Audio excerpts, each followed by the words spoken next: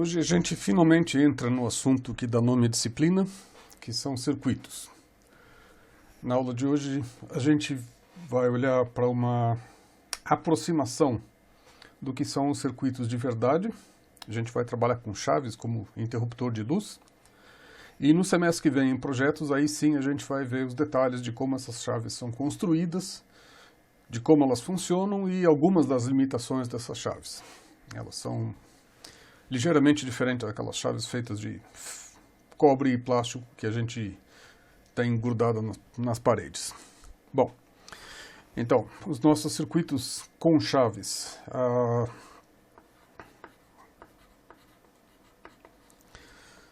Funcionam do mesmo jeito que vocês viram no ensino médio. Eu tenho, por exemplo, uma lâmpada, uma ligação com terra, a minha bateria e um interruptor. Em qualquer casa bem construída ou em qualquer interruptor que não é uma gambiarra nojenta, o que acontece é que existe um isolamento elétrico bastante bom entre a parte elétrica, entre a parte que está ligada na tensão elétrica e o dedo da pessoa que vai lá abrir ou fechar a chave. Então não existe contato elétrico entre o acionador, que é o botão da chave, e os contatos que abrem e fecham para deixar passar a corrente elétrica por dentro do circuito. Isso é muito importante.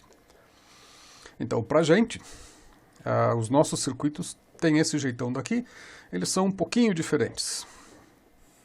A gente também tem uma fonte de alimentação.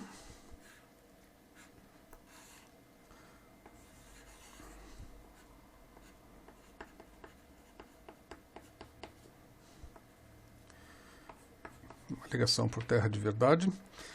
O terminal positivo da fonte é uma fonte inesgotável de nível lógico 1.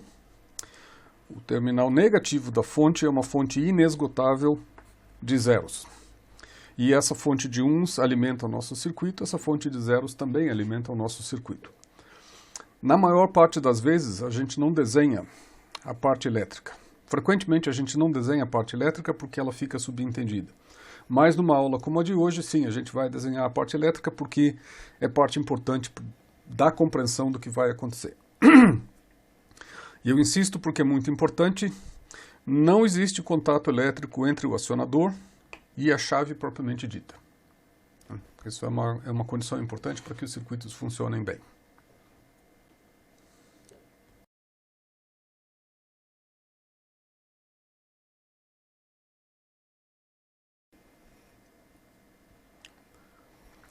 O primeiro componente para a gente poder construir circuitos, então, é uma chave. E essa chave leva o nome de normalmente aberta. Normalmente aberta significa o seguinte: se eu tenho zero, nível lógico zero no contato C, que é o contato de acionamento da chave, a chave está aberta. Eu preciso colocar nível lógico 1 aqui para fechar o contato, então, a ficar no mesmo nível lógico que B. Então, a definição lógica dessa chave é a seguinte: quando eu tenho que C é 1, então eu tenho também que A é igual a B. Se C é 0, não há nada que eu possa dizer a respeito de A e B. Então, o contato fechado, eu obtenho com C igual a 1. O contato aberto,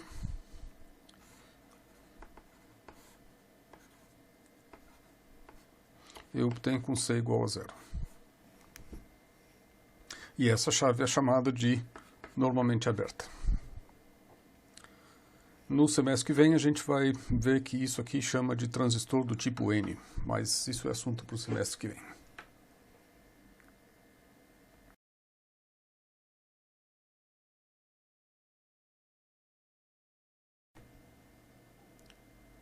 Bom, uma vez de posse das chaves, a gente pode começar a fazer lógica fazer circuitos de lógica com essas chaves. A nossa primeira ligação, mais simples, é uma ligação série, que corresponde a um AND.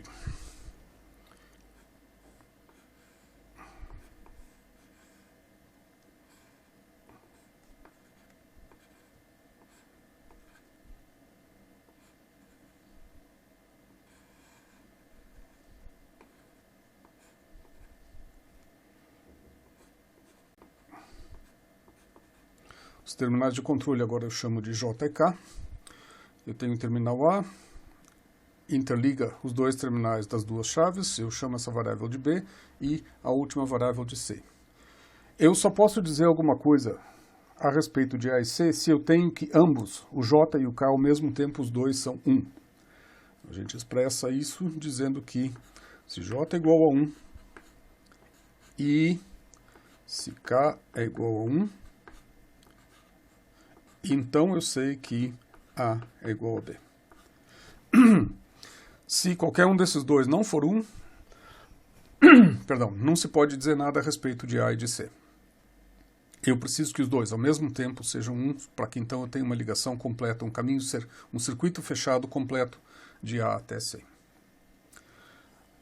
A irmãzinha siamesa dessa, ou o dual dessa ligação em série é a ligação paralela.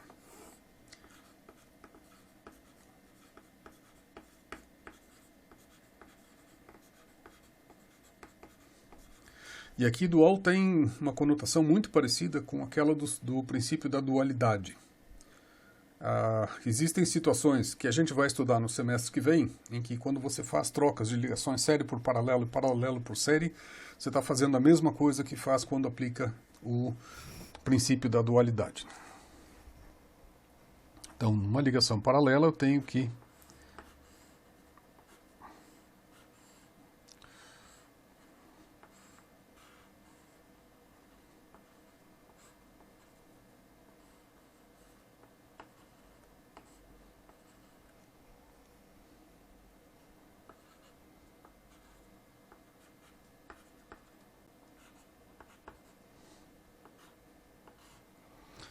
eu tenho dois caminhos possíveis agora. Eu posso interligar A com B se J for acionado ou se K for acionado. Ou os dois forem acionados, eu também tenho uma ligação entre A e B. Eu preciso garantir que tanto J quanto K, os dois, sejam 0, para que então eu tenha o circuito completamente aberto entre A e B. Então a gente expressa isso dizendo que se J é igual a 1, ou se K é igual a 1, então eu posso dizer que A é igual a B. Do contrário, se os dois forem 0, eu não posso dizer nada a respeito do estado de A e de B. Notem que isso aqui tem um jeitão bem forte de De Morgan, né? Se eu trocar esse por esse e inverter os sinais aqui, eu tenho uma aplicação de De Morgan.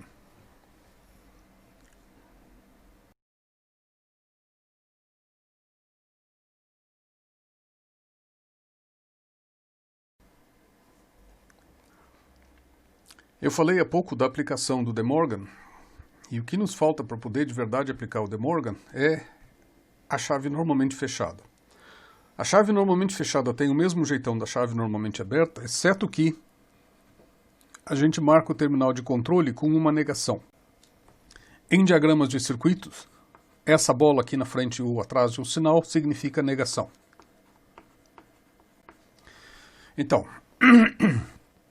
essa chave é dita normalmente fechada porque quando o Z for 0, os contatos estão fechados. Eu não preciso fazer nada e os contatos estão fechados. Quando eu fizer alguma coisa com o terminal de controle, quando eu colocar 1 no terminal de controle, então os terminais abrem. A descrição lógica do comportamento dessa chave é quando Z é igual a 0, então eu tenho que x é igual a y. Quando Z é igual a 1, eu não sei o que está acontecendo com x e com y. Então, no semestre que vem, em projetos, a gente vai ver que chave normalmente aberta é chamada de transistor N, e chave normalmente fechada é chamada de transistor P.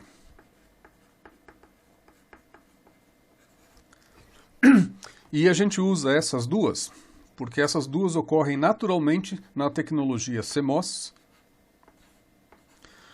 Complementary Metal Oxide Semiconductor, que é o material, é o assunto de projetos. A gente vai passar praticamente um mês em projetos falando dessa tecnologia aqui, que é a tecnologia mais usada em praticamente tudo que a gente usa, veste, carrega no bolso e assim por diante.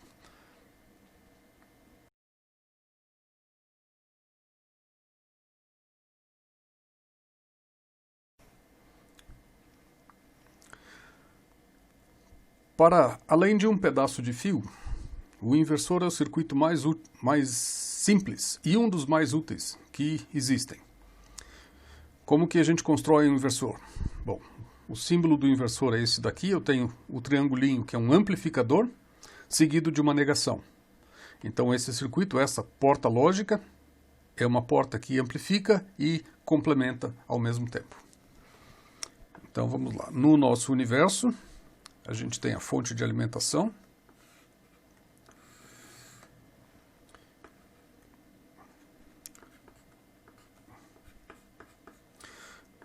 Ligada a uma fonte inesgotável. Nosso circuito é ligado a uma fonte inesgotável de uns e é ligado também a uma fonte inesgotável de zeros.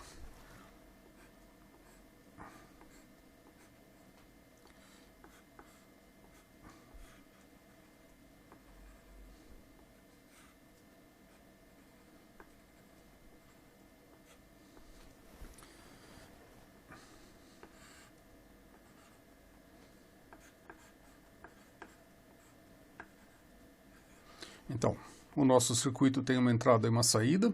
Esse daqui é a terminal de saída. Aqui em cima eu vou usar uma chave normalmente aberta. Eu vou usar uma chave normalmente fechada. Aqui eu vou usar uma chave normalmente aberta. E o terminal de controle das duas chaves é ligado juntos. Lembrem que não existe contato elétrico entre esse fio aqui e esse fio daqui, nem com a fonte. Bom, como é que esse circuito funciona? Se eu colocar um aqui, essa chave vai ficar aberta e essa chave vai ficar fechada, porque a chave normalmente aberta, quando eu coloco um nela, eu fecho esse contato daqui. Então, nessa situação, eu tenho uma ligação direta entre a saída e o zero infinito, ou a quantidade infinita de zeros aqui. Então, se eu tenho um aqui, por causa dessa chave, eu tenho zero na saída. Da mesma forma,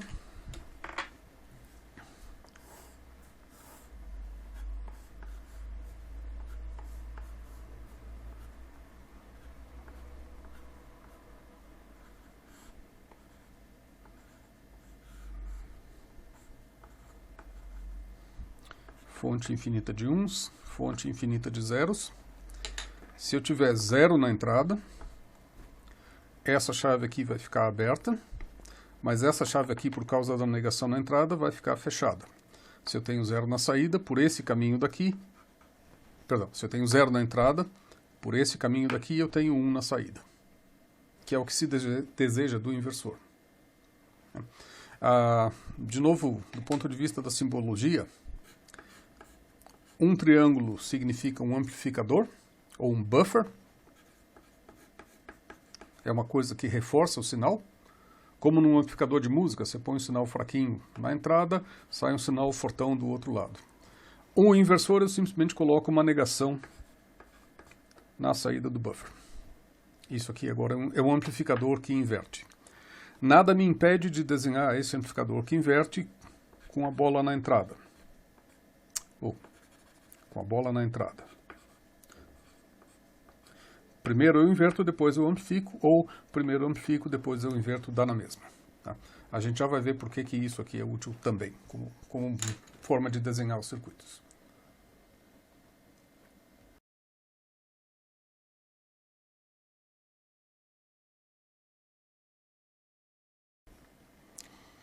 O segundo circuito que nos interessa é chamado de a porta lógica NAND.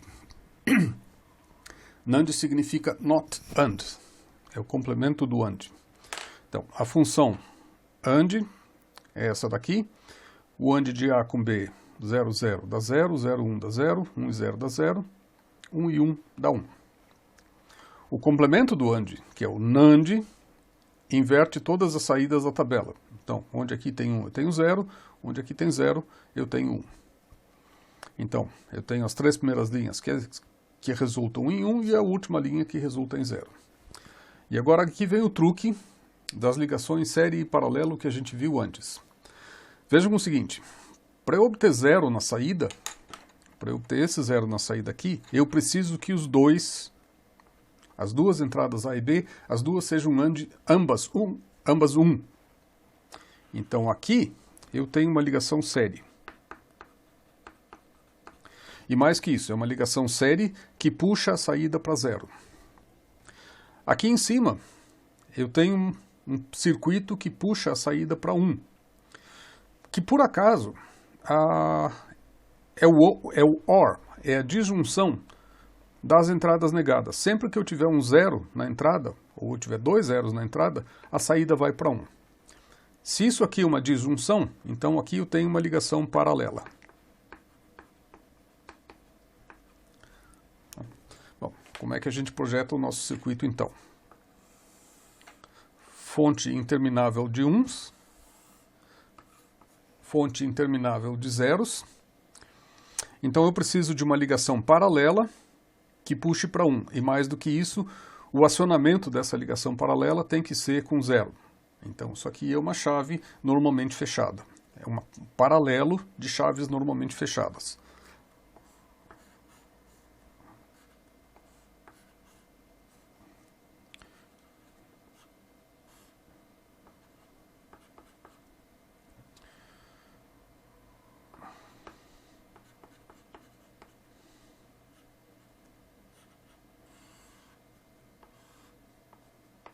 Aqui está a saída do nosso circuito.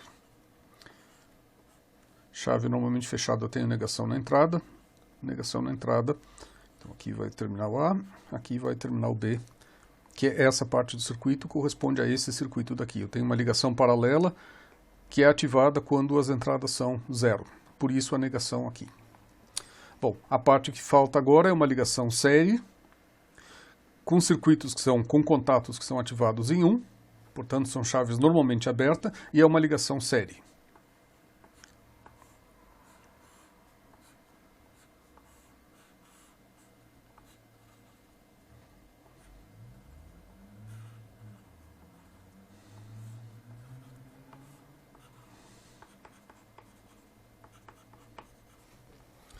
Bom, como funciona esse circuito? Por exemplo, se eu tiver A igual a 0, tenho essa ligação fechada aqui, e portanto eu já tenho um caminho que liga a saída para 1. A situação que eu tenho é esses dois casos aqui. Se eu tenho A sendo 0, eu já tenho a saída grudada em 1. Porque A é igual a 0, essa chave aqui fica aberta. E portanto eu não tenho uma ligação da saída para 0. Se por outro lado eu tenho que A igual a 1 e B também é igual a 1, então por causa do A igual a 1 eu tenho essa chave aqui aberta, por causa do B igual a 1 eu tenho essa chave aqui aberta, eu não tenho mais ligação da saída para 1, porque esse caminho está interrompido aqui e está interrompido aqui também. Como agora A é igual a 1, eu tenho esse caminho fechado, como B é igual a 1, eu tenho esse caminho aqui fechado e, portanto, eu tenho uma ligação da saída para 0. A é igual a 1, B é igual a 1, a saída é 0. Eu esqueci de falar no comecinho. O símbolo de circuito, diagrama de circuito para a porta AND é isso daqui. É uma lua cheia cortada na metade. As entradas do lado esquerdo, a saída do lado direito normalmente. A porta NAND é o mesmo desenho, o mesmo formato de meia-lua da porta AND, só que eu tenho uma negação na saída para indicar que é NAND, em vez de AND.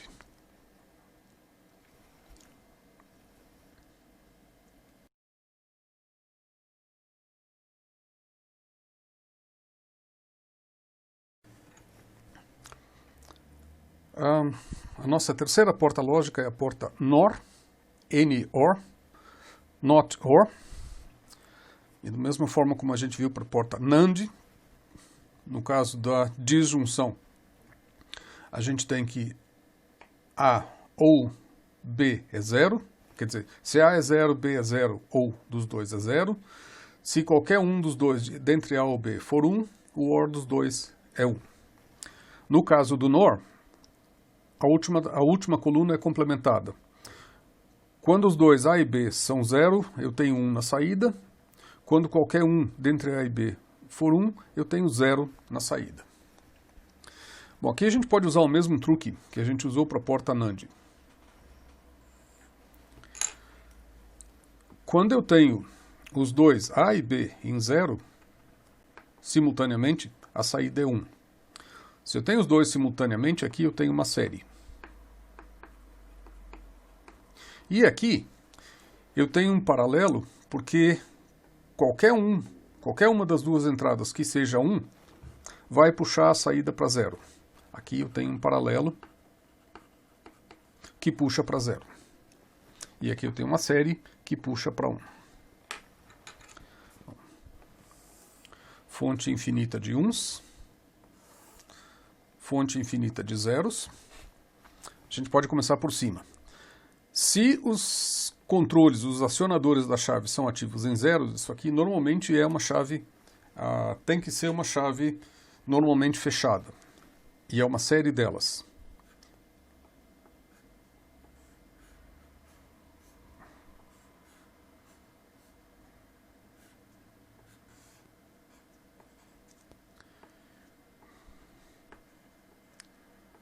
Com a negação A e B. Para puxar, esse é o circuito que puxa para 1, porque é o caminho que vai até a quantidade infinita de 1s. Esse aqui é o caminho que puxa para 0, então eu tenho um paralelo e essas chaves aqui são, as chaves de baixo são normalmente abertas.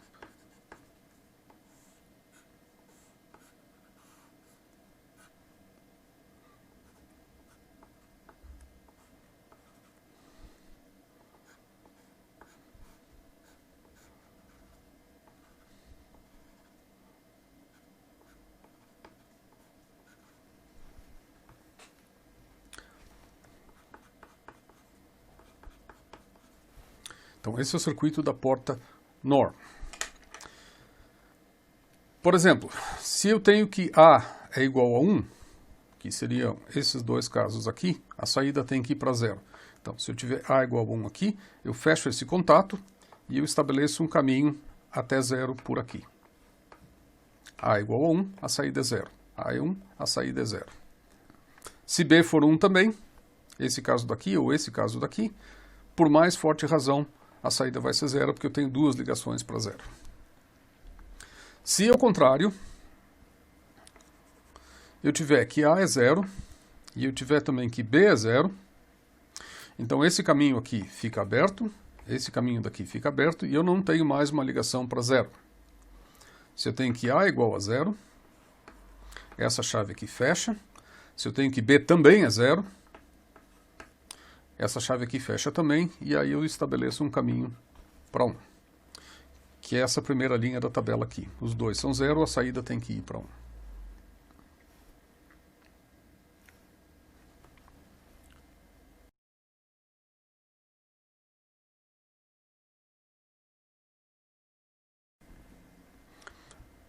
Vejam que tem várias maneiras de desenhar os circuitos. Tá? Eu posso aproveitar as propriedades da lógica para desenhar os circuitos da forma que é mais conveniente para mim. Se eu desenhar um circuito desse jeito, ele é correto, mas ele pode ser difícil de ler. Se, por exemplo, eu transformar esse circuito daqui nesse desenho daqui, o meu circuito continua sendo um amplificador que inverte, e agora eu tenho as duas negações juntas. Se eu tenho duas negações juntas, o que eu posso fazer com elas? Eu posso usar a involução e passar desse desenho aqui para esse desenho aqui. Aí eu tenho uma porta AND e o amplificador. Eu posso simplificar o amplificador porque ele não faz nada com o nível lógico, ele não troca o nível lógico para esse circuito daqui.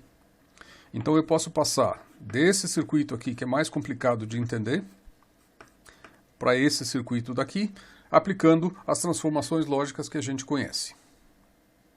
Da mesma forma, eu posso fazer com esse OR. Eu tenho um OR com um inversor, eu já troquei a bolinha de lado aqui.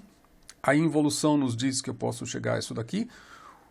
O amplificador não altera o nível lógico do sinal, então eu tenho um OR simples, um OR comum aqui embaixo. Esses dois circuitos aqui são equivalentes, esses dois circuitos aqui são equivalentes também.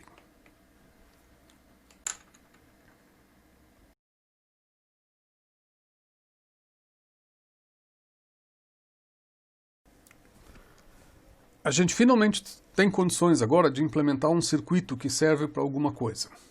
E o circuito que eu quero implementar é o circuito que implementa essa decisão aqui. If A, then B, else C. Quando A é 1, eu quero enxergar B. Quando A é 0, eu quero enxergar C. Isso aqui é a forma pré-fixada do nosso comando de seleção, que é infixado.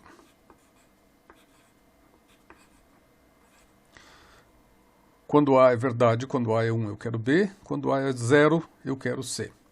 Se a gente traduzir a especificação do comando de seleção, o que a gente tem é a disjunção de duas conjunções, que são A e B ou A barra e C. Como que a gente traduz isso direto para um circuito? Bom, a disjunção é uma porta OU, que é uma meia-lua, só que é uma meia-lua crescente, para diferenciar do AND, que é uma meia-lua cheia. Então, a nossa saída é a saída do OU, que é essa disjunção aqui, e as duas conjunções, que são duas portas AND. Então, eu ligo as saídas dos ANDs nas entradas do OR. Agora eu tenho uma entrada B, eu tenho a outra entrada C, e agora eu tenho o circuito de seleção. Quando eu quero enxergar B na saída, eu tenho o A direto aqui. Então, quando eu tiver A e B, o A e B, se o B for 1, eu tenho 1 aqui e eu tenho 1 na saída. Só que eu tenho que separar as duas, ou é uma ou é a outra. Então, eu coloco um inversor aqui e ligo no segundo AND. Então, quando o A é 0,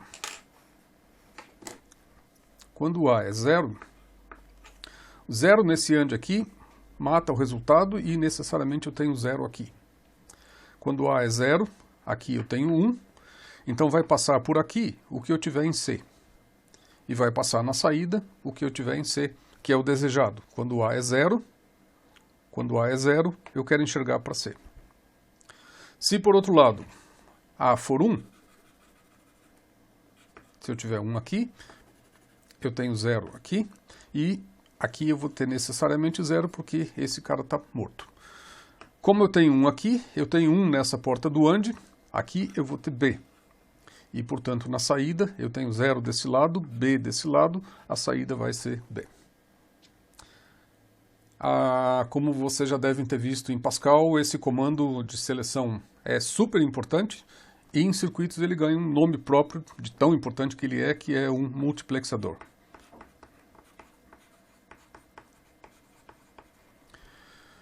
Multi é mais de um e plex é caminho. Então esse camarada escolhe mais de um caminho. Se é um caminho com um comando de seleção ou com o complemento do comando de seleção.